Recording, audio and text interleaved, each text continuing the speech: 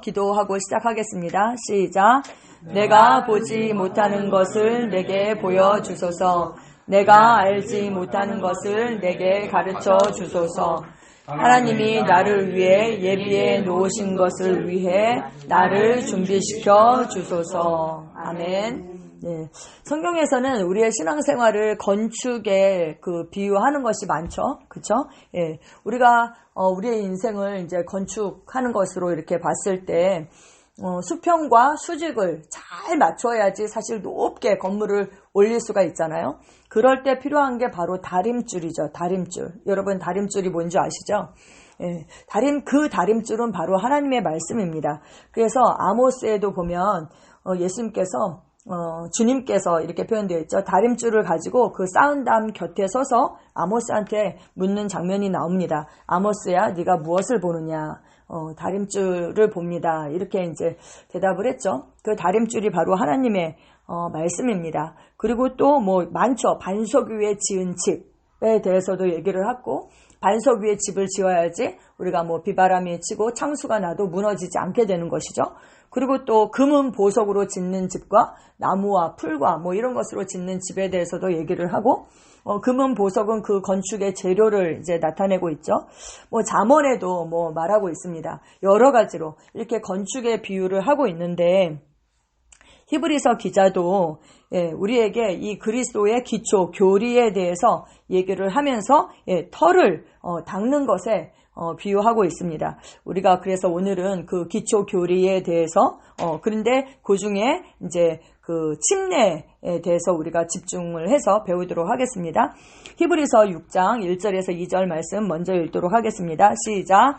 그러므로 우리가 그리스도의 도의 초보를 버리고 죽은 행실을 회개함과 하나님께 대한 신앙과 침례들과 안수와 죽은 자의 부활과 영원한 심판에 대한 교훈의 터를 다시 닦지 말고 완전한 대로 나아갈지니라. 아멘. 여기서 말하는 이것들이 바로 그리스도의 도의 초보이다. 교리. 우리가 무엇을 믿는가? 그리스도인이라면 믿는 그 교리의 초보이다. 그리고 다른 성경에 보면, 옛날 성경에 보면 이거를 그리스도의 첫 말씀이다. 이렇게 표현을 했어요. 근데 이것을 보면 죽은 행실을 회개함. 그 두 번째 하나님께 대한 신앙. 그리고 안수. 그 침례, 그 다음에 이제 안수, 그 다음에 죽은 자의 부활과 영원한 심판, 이렇게 되어 있죠. 이것이 바로 우리가 믿는 바입니다. 그런데 이것이 바로 터다, 터. 근데 이 터를 잘 닦아야지 우리가 완전한 대로 나아갈 수가 있죠. 근데 이 터를 다시 닦지 말라, 이렇게 얘기하고 있어요. 근데 여러분, 이 터를 닦지 않으면 어떻게 될까요? 터를 닦지 않고 집을 지을 수는 없잖아요. 그쵸?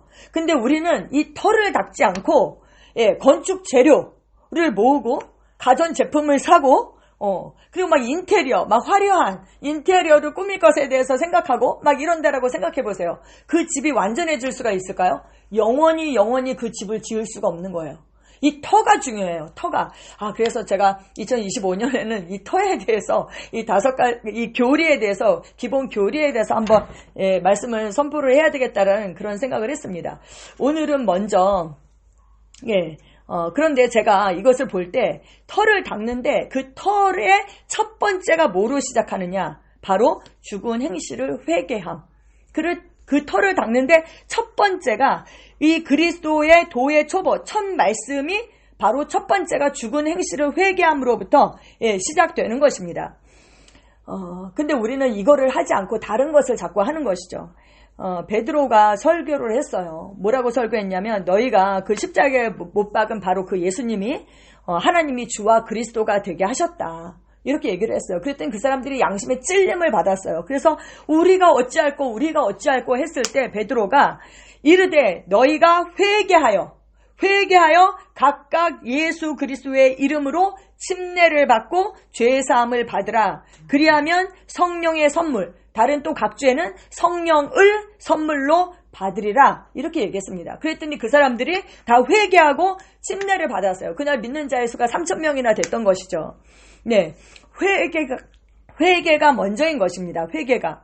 근데 여기서 너희가 회개하여 했을 때 이 회개하다 이 단어가 헬라어로 메타노에오라는 단어를 쓰고 있습니다. 무슨 뜻이냐? 마음을 바꾸다 라는 뜻이에요. 근데 이것은 감정의 변화를 뜻하는 것이 아니라 결단을 뜻하는 것입니다. 그 내적인 결단.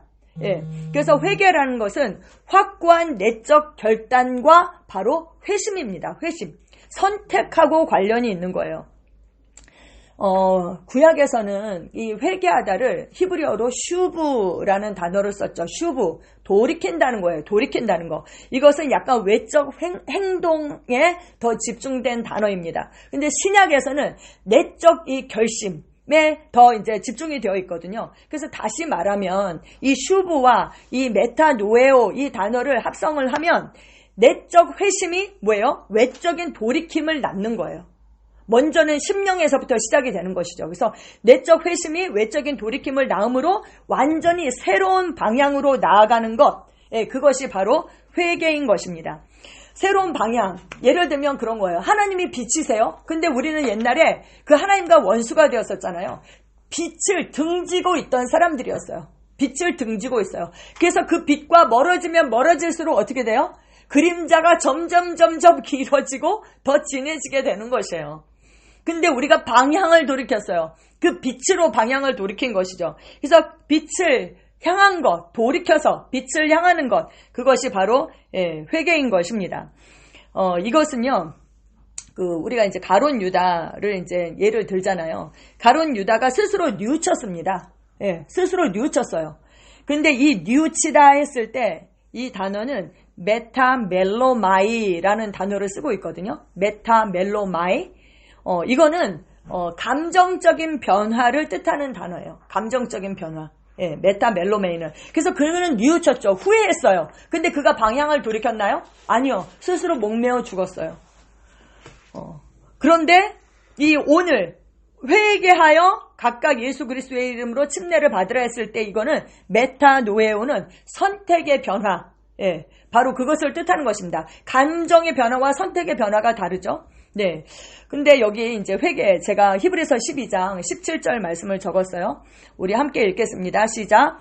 너희가 아는 바와 같이 그가 그 후에 축복을 이어받으려고 눈물을 흘리며 구하되 버림바가 되어 회개할 기회를 얻지 못하였느니라. 누구에 관한 이야기 같아요? 에서입니다. 에서가 장자의 그 축복권을 우습게 여겼어요. 근데 나중에 얼마나 그것을 땅을 치면서 후회를 했어요? 눈물을 흘렸다라고 그랬어요. 여러분 상상되시죠? 큰 소리로 울며 애통하는 그 에서의 모습이 상상이 되시죠? 그런데 성경은 회개할 기회를 얻지 못했다. 근데 다른 성경 번역본에 보면 이렇게 썼어요. 자기 마음을 바꿀 기회를 찾지 못했다. 마음을 바꿀 기회를 찾지 못했다는 거예요. 여러분 회개할 수 있는 기회가 있을 때 마음을 돌이키고 회개하는 것, 그것이 정말 큰 은혜입니다. 은혜 중에 은혜입니다. 예수님도 말씀하셨어요. 침례 요한이 잡힌 후에 예수께서 갈릴리에서 오셔서 하나님의 복음을 전파하셨습니다. 이르시되 때가 찼고 하나님의 나라가 가까이 왔으니 뭐 하라고요? 회개하고 복음을 믿으라. 이렇게 얘기하셨어요. 회개하고 복음을 믿으라. 회개가 먼저입니다. 회개가. 진정한 회개가 우선이고 그 다음에 진정한 믿음이 따르게 되는 것이에요. 데릭 프린스 목사님은 이렇게 말씀하셨어요. 진정한 회개가 없는 믿음은 공허한 고백이다. 근데 우리가 무엇을 회개하는가? 오늘 이 도의 초보에서는 뭐라고 그래요? 죽은 행실을 회개한다. 죽은 행실. 죽은 행실이 무엇입니까? 믿음으로 하지 않은 모든 것들이죠.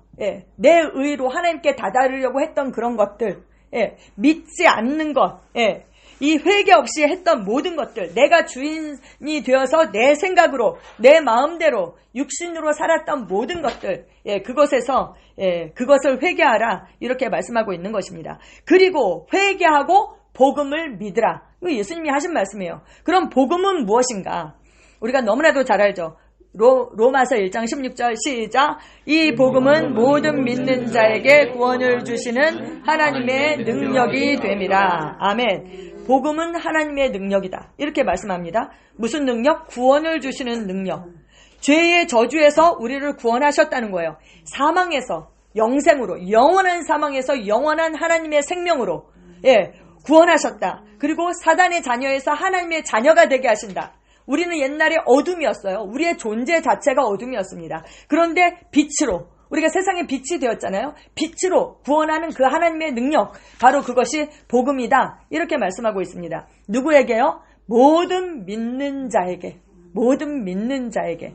아멘. 우리가 믿음으로 구원을 받았죠? 믿음으로 의롭게 되었습니다. 근데 그럼 믿는 것은 무엇인가? 여기 영접의 비밀이 있습니다. 우리가 어떻게 하나님의 자녀로 거듭나게 되는가? 요한복음 1장 12절 시작. 영접하는 자 곧 그 이름을 믿는 자들에게는 하나님의 자녀가 되는 권세를 주셨으니. 아멘.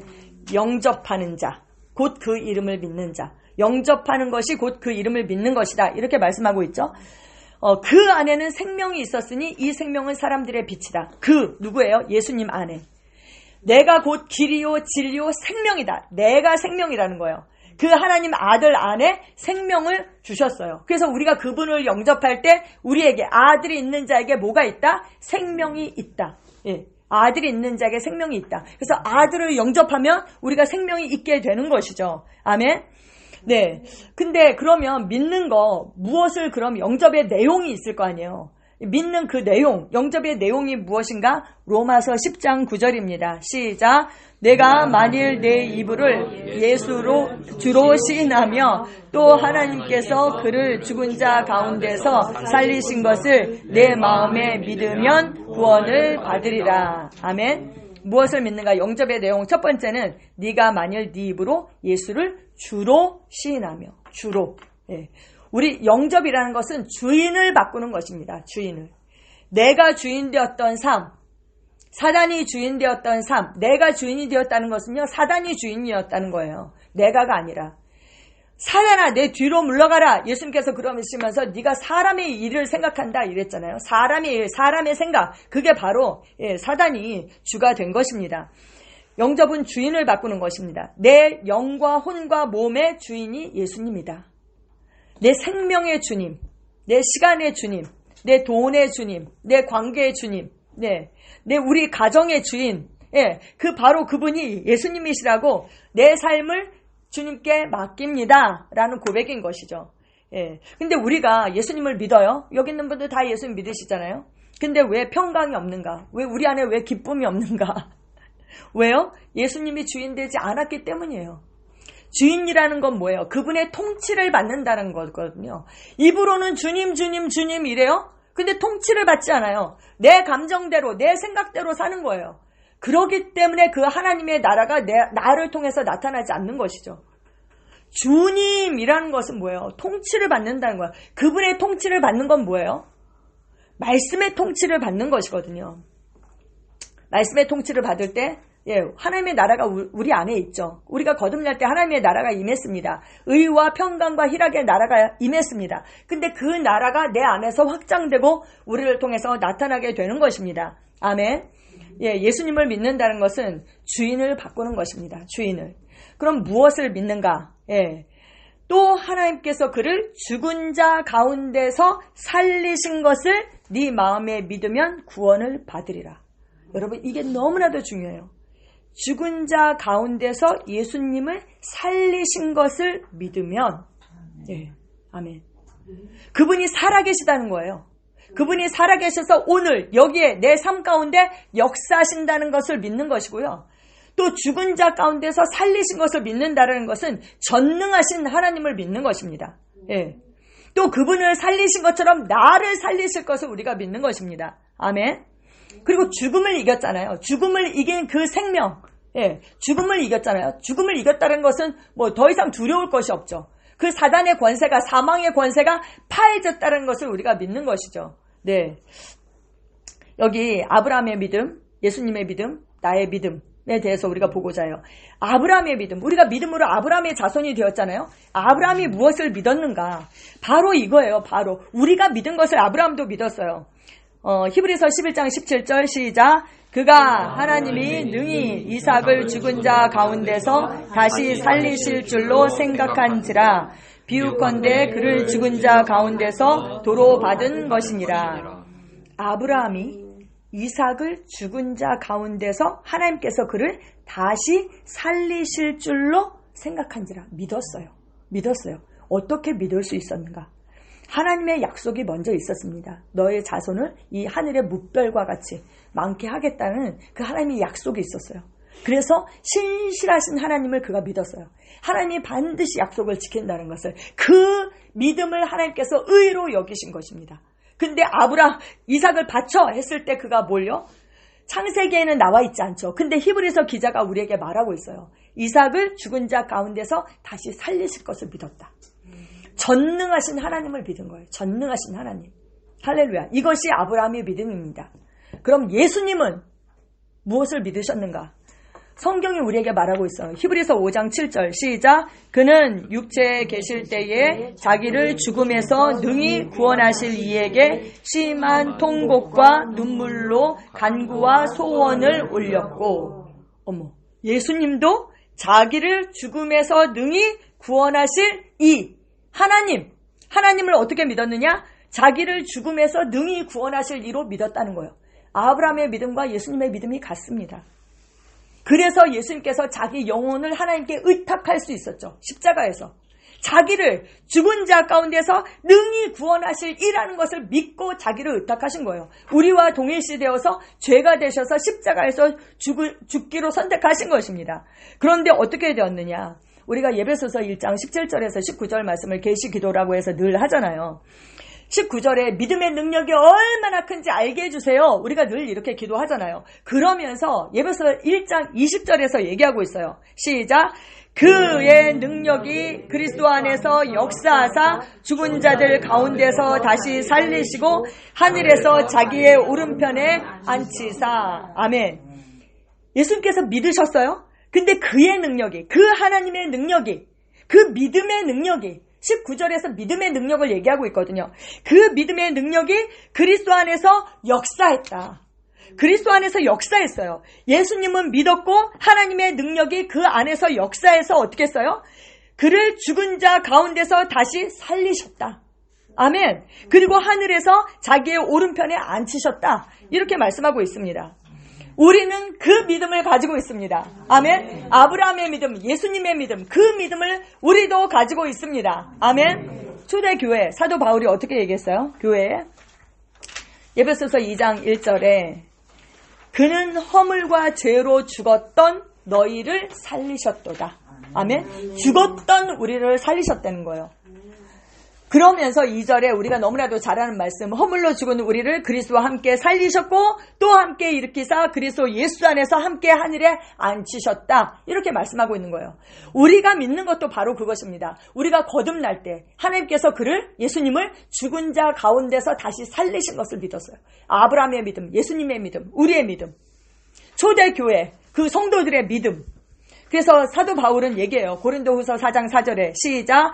주 예수를 다시 살리신 이가 예수와 함께 우리도 다시 살리사 너희와 함께 그 앞에 서게 하실 줄을 아노라. 아멘, 아멘, 아멘. 네. 우리가 전에는 죄에 대하여서 산 자였습니다. 그리고 하나님께 대하여는 죽은 자였어요. 우리가 하나님께 대하여 죽은 자라는 것을 인정을 해야죠. 근데 우리가 전에는 하나님께 대하여 죽은 자였는데 어떻게 됐어요? 믿음으로. 우리가 이제는 죄에 대해서 죽은 자고 하나님께 대하여 산 자가 된 것입니다. 하나님께 산 자가 됐다는 것은 뭐냐면 우리가 하나님께 반응할 수 있다는 거예요. 반응. 예. 하나님의 말씀을 듣고 반응할 수 있는, 순종할 수 있는, 행할 수 있는 그런 존재가 된 것이죠. 제가 여기 그림을 삽입을 했어요. 여러분 그림 보이시죠? 오늘 제가 이렇게 주보를 보니까 우리 혜림 자매가 이 PPT를 주보에다 딱 넣어놔갖고 제가 칼라로 했거든요. 칼라로 쫙 나와 있어요. 지금 이게 복사는 흑백으로 했는데 나중에 주보를 보세요. 이거는 구약입니다. 구약. 어린 양은 예수님을 예표하죠. 흠 없는, 점 없는 그 순결한 어린 양. 예.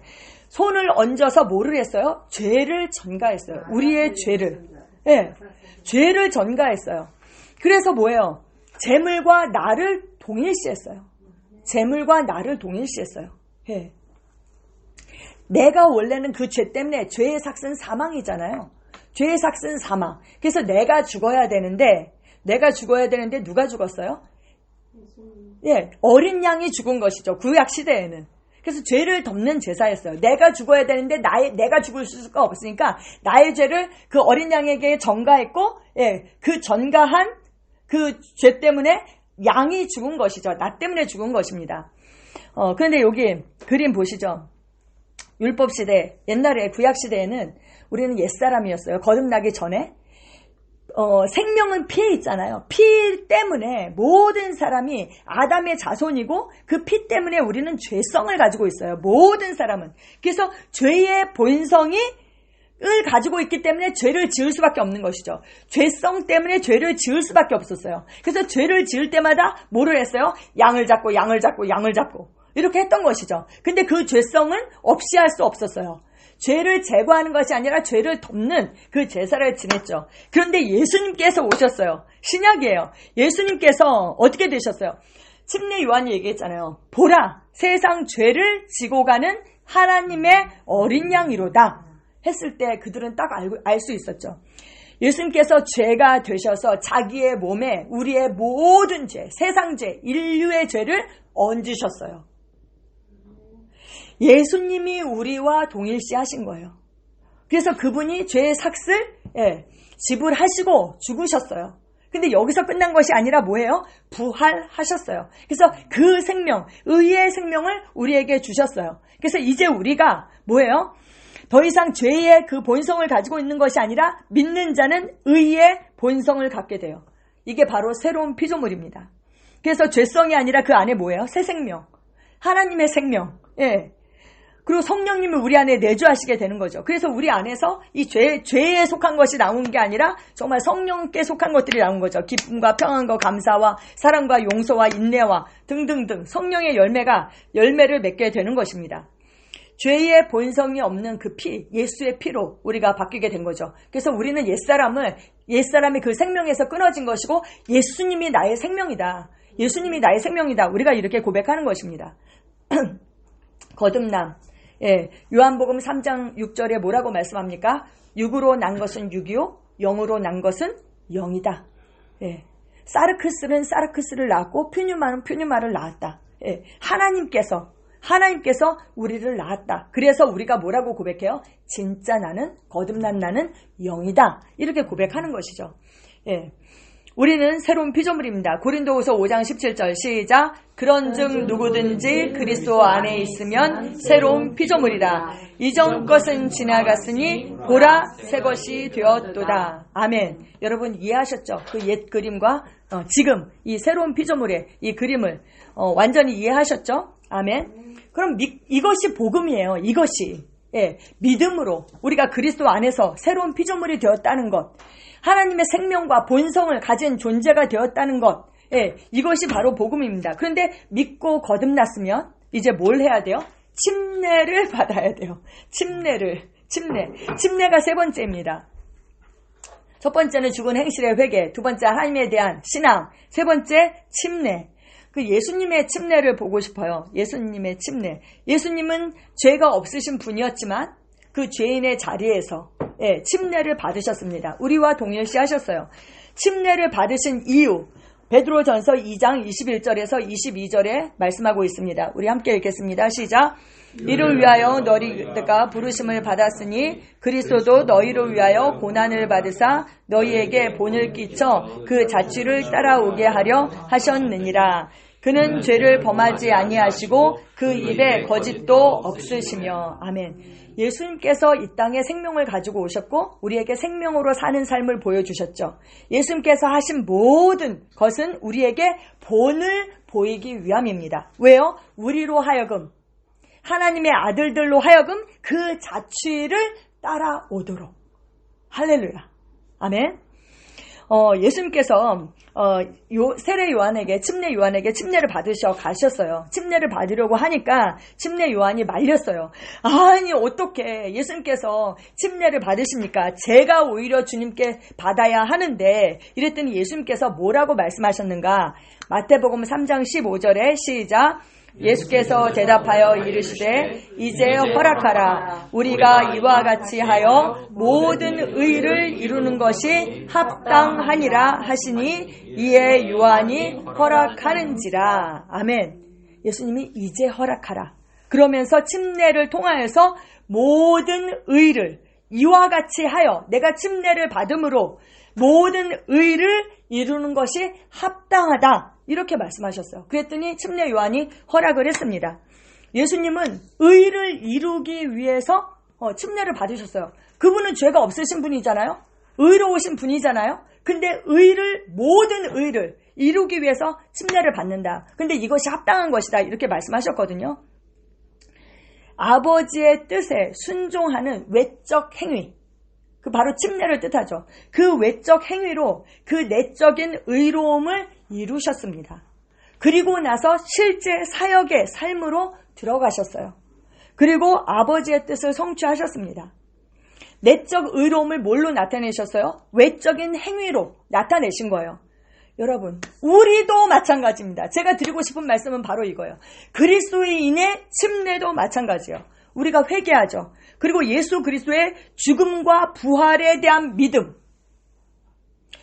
부활에 대한 믿음이거든요. 우리가 사도행전에 보면 죽은 것을 전파하지 못하게 한 게 아니에요. 예수님께서 부활하셨다는 것을 전파하지 못하도록 했거든요. 우리의 믿음은 부활의 믿음이에요. 근데 부활이 있기 위해서는 먼저 뭐가 있어야 돼요? 죽음이 있어야 부활을 하죠. 그래서 죽음과 부활에 대한 믿음으로 우리가 의롭게 되었어요. 의롭게 우리가 되었지만 그리스도인도 의를 이루기 위해서 침례를 받습니다. 그리고 이것이 합당한 것입니다. 믿음으로 이미 받은 내적 의를 외적인 그 순종의 행위, 침례를 받음으로 우리가 완성하는 것입니다. 이루는 것입니다. 내 믿음을 확신하고 내 믿음을 선포하고 봉인하는 것입니다. 아멘. 우리가 이제 사랑하면 결혼을 하잖아요. 그냥 살 수도 있죠. 사실혼 관계, 법적으로 혼인신고하죠. 그런데 우리가 그것만 하나요? 아니죠. 결혼식을 하잖아요. 그래서 모든 가족들과 내가 사랑하는 사람들 앞에서 우리가 결혼한다는 것을, 부부라는 것을 공포를 하잖아요. 그것처럼 교회 공동체에게 나의 믿음을 선포하는 것이죠. 그리고 축하를 받는 것입니다. 이게 바로 은혜의 통로인 것입니다. 아멘. 네.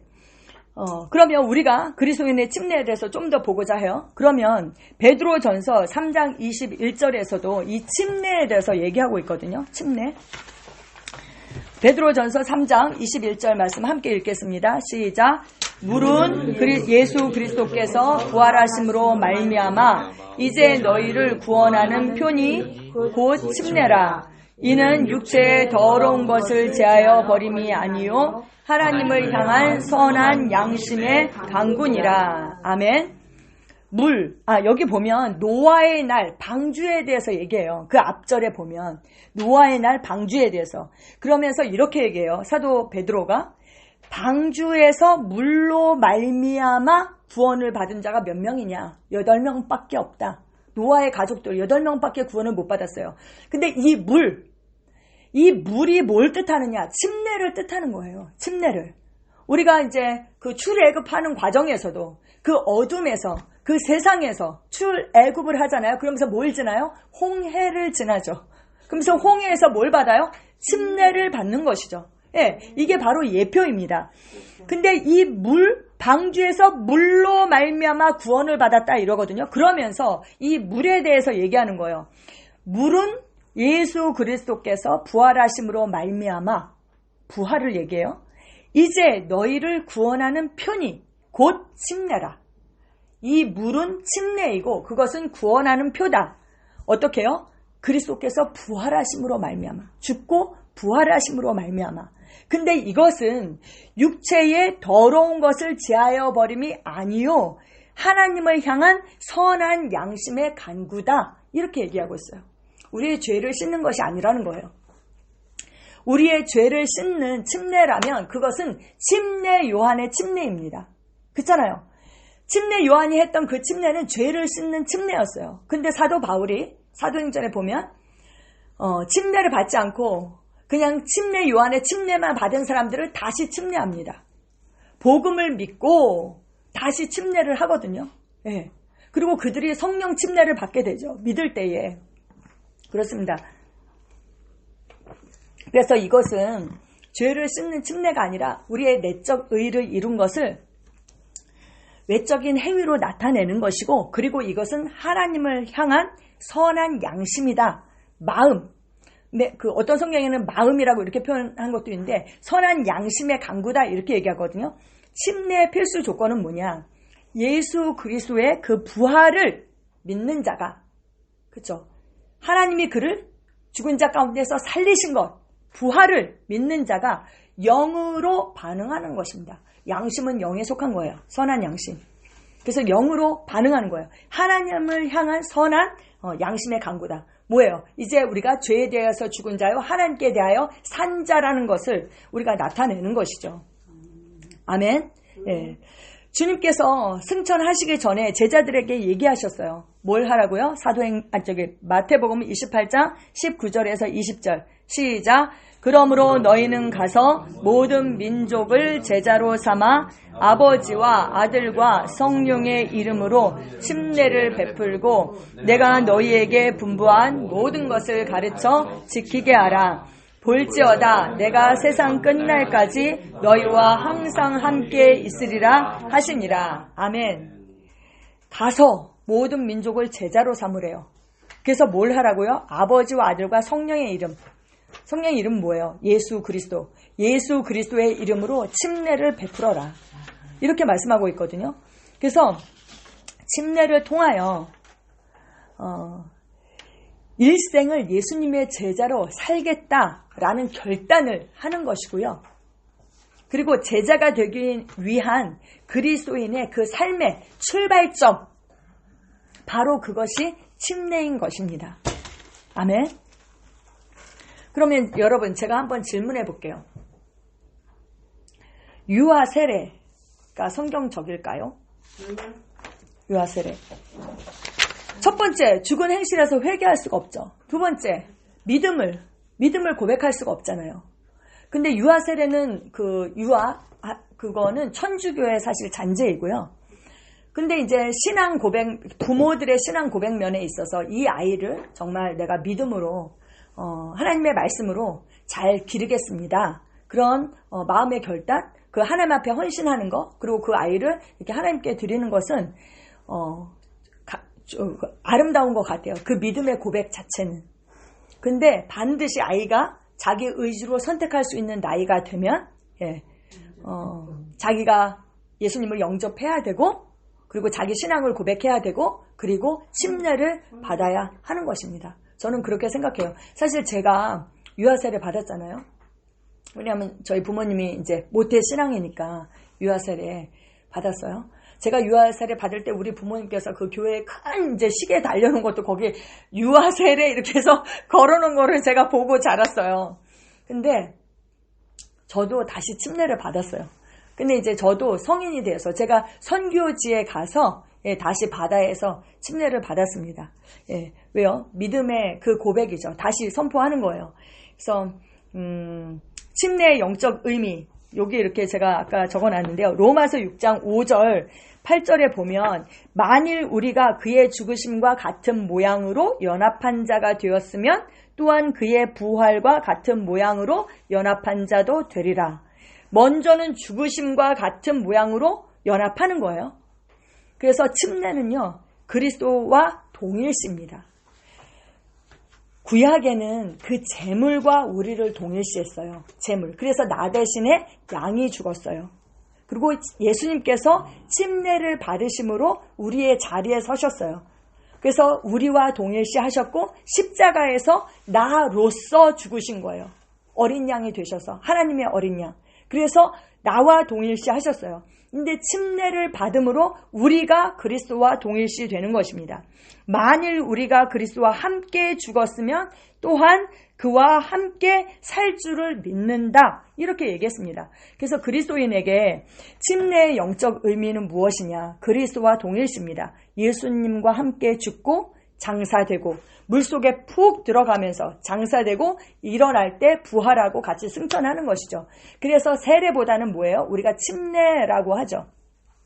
그래서 뵙티조거든요. 뵙티조 원어로 담근다라는 거예요. 그래서 침이 담글 침자거든요. 담글 침자. 예, 그래서 침례가 더 성경적이고요. 근데 이제 침례를 받을 수 없는 그런 환경이었기 때문에 사실은 이제 세례를 이제 했던 것이죠. 예, 그래서 근데 침례 받을 수 있는 그런 환경이 된다면 침례를 받는 것이 더 영적인 의미가 있다라고 봅니다. 그래서 침례 받으시기를 권면하고요. 로마서 6장 3절에서 4절에 이 말씀을 잘 정리하고 있습니다. 우리 함께 읽겠습니다. 무릇 그리스도 예수와 합하여 침례를 받은 우리는 그의 죽으심과 합하여 침례를 받은 줄을 알지 못하느냐. 그러므로 우리가 그의 죽으심과 합하여 침례를 받음으로 그와 함께 장사되었나니 이는 아버지의 영광으로 말미암아 그리스도를 죽은 자 가운데서 살리심과 같이 우리로 또한 새 생명 가운데서 행하게 함이라. 아멘. 이것이 내적으로 이루어진 거예요. 이미 영적인 세계에서 우리가 그리스도와 함께 죽고 장사되고 일으켜졌고 하늘 보좌에 앉힌 바 된 것입니다. 그렇게 하신 이유는 뭐냐면 우리로 새 생명 가운데서 행하기 위함이다. 우리가 이미 새 생명을 받았잖아요. 영적인 세계에서 이미 이루어진 것입니다. 그런데 이것을 외적인 그 순종의 행위로 우리가 나타내는 것이죠. 그래서 모든 의를 이루신 것처럼 예수님께서 우리도 그렇게 그리스도인의 이 침례는 바로 그런 의미입니다. 그리고 이것이 합당하다. 이렇게 예수님은 말씀하고 있습니다. 갈라디아서 3장 27절 시작. 누구든지 그리스도와 합하기 위하여 침례를 받은 자는 그리스도로 옷 입었느니라. 누구든지 그리스도와 합하기 위하여 침례를 받은 자는 그리스도로 옷 입었다. 이 옷이 무엇을 나타내요? 신분을 나타내는 것이죠. 그리스도의 신분, 그리스도로 옷 입었다. 이거는 그리스도의 신분을 갖는다는 거예요. 그래서 그 그리스도의 정체성을 갖는다. 그 그리스도의 이름을 갖는다. 그 그리스도의 권세를 갖는다. 새 신분, 새 가문, 하나님의 가족으로, 하나님의 자녀로 나타나는 것이죠. 그래서 그리스도로 옷 입었다. 그래서 우리는 날마다 아침에 옷을 입을 때마다 새 사람을 입습니다. 그리스도로 옷 입습니다. 나는 그리스도와 함께 죽고 장사되고 일으켜졌습니다.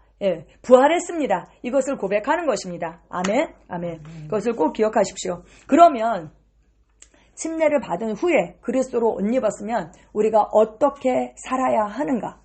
어떻게 살아야 하는가? 갈라디아서 2장 20절 말씀 사도 바울이 우리에게 말씀하고 있습니다. 이것이 정말 너무나도 우리에게 어떻게 살아야 하는지 말씀해 주고 있어요. 내가 그리스도와 함께 십자가에 못 박혔다. 내가 함께 죽었다는 거예요. 죽었어요. 옛사람은 죽었습니다. 그런즉 이제는 내가 사는 것이 아니요 그 옛사람이 사는 것이 아닙니다. 오직 내 안에 그리스도께서 사신 것이라. 아멘, 아멘. 내가 그리스도와 함께 죽었고 내가 그리스도와 함께 일으켜져서 이제는 내가 새 생명을 가지고 살고 내 안에 그리스도께서 사시는 것이다. 나는 그리스도로 옷 입고 세상 가운데 나타난다. 이렇게 말씀하고 있죠. 아멘. 그리스도와 동일시입니다. 그리스도와 동일시. 그거를 인식하며 사는 것이죠. 그런데 여러분, 우리가 왜 이 새 생명을 가지고 있음에도 불구하고 이 새 생명을 나타내지 못하는가? 그리스도로 옷 입었음에도 불구하고 왜 세상 가운데 그리스도로 나타나지 못하는가? 고린도후서 4장 10절에서 11절입니다. 시작. 우리가 항상 예수의 죽음을 몸에 짊어짐은 예수의 생명이 또한 우리 몸에 나타나게 하려 함이라. 우리 살아있는 자가 항상 예수를 위하여 죽음에 넘겨짐은 예수의 생명이 또한 우리 죽을 육체에 나타나게 하려 함이라. 아멘. 우리가 죽었어요. 그런데 예수의 죽음을 어디에 짊어지라고요? 몸에 짊어지라는 거예요. 이것은 영적인 세계에서 일어난 일입니다. 우리가 함께 죽었다라는 것은. 그런데 그 죽음을 우리 몸에 짊어지라는 거예요. 다른 성경은 이걸 뭐라고 얘기하느냐. 여기 고린도 후서에서는 죽음을 몸에 짊어져라. 예수의 죽음을 이렇게 얘기하고 있고, 또 다른 성경은 자기를 부인해라. 또 다른 성경은 에베소서에서는 뭐라고 얘기해요? 옛사람을 벗어버려라. 예, 그렇게 얘기하고 있는 거죠. 그 죽음을 우리 몸에 짊어져야지 그 생명이 몸에 나타난다는 거예요. 우리 몸에. 왜 우리 몸에서 그 생명이 나타나지 않는가? 죽음을 몸에 짊어지지 않았기 때문이라는 거예요. 영적인 세계에서 이루어졌다고 그게 다가 아닙니다. 그 죽음을 몸에 짊어져라 이렇게 말씀합니다. 우리 살아있는 자가, 우리가 살았어요. 항상 예수를 위하여 죽음에 넘겨진다. 넘겨짐은 예수의 생명이 또한 우리 죽을 육체에 나타나게 하려 함이라. 이렇게 말씀하고 있습니다. 아멘, 아멘. 네, 그래서 여러분, 이제 침례를 받은 우리는 어떻게 살아야 하는가? 옛사람이 그리스도와 함께 십자가에 못 박혔다. 나가 죽었다. 2000년 전에 죽은 것입니다. 그 사실을 내가 믿음으로 받아들이는 거죠. 예수님과 함께 죽었다는 것을 인식하고 이제는 내 안에 사시는 분이 예수님이 나를 통해서 사신다. 그리스도께서 나를 통해서 사신다. 이것을 우리가 날마다 인식해야 되고 그 죽음을 우리 몸에 짊어져야 하는 것입니다. 아멘. 그래서 우리 몸에 그 예수의 생명이 나타나는 삶, 그 생명의 화신으로 나타나는 삶, 네, 그 삶을 우리가 삽니다. 아멘. 네, 우리 이미 침례 받았고 또 침례 받으실 분들이 있는데요. 이 침례에 대해서 우리가 한 주간 동안 말씀을 묵상하시고요. 그래서 다음 주에 침례 받으실 때 정말 이 예수님의 내가 침례 받음으로 모든 의를 이루신 것처럼 그러한 역사가 우리 가운데 있게 되기를 축복합니다. 아멘. 기도하겠습니다.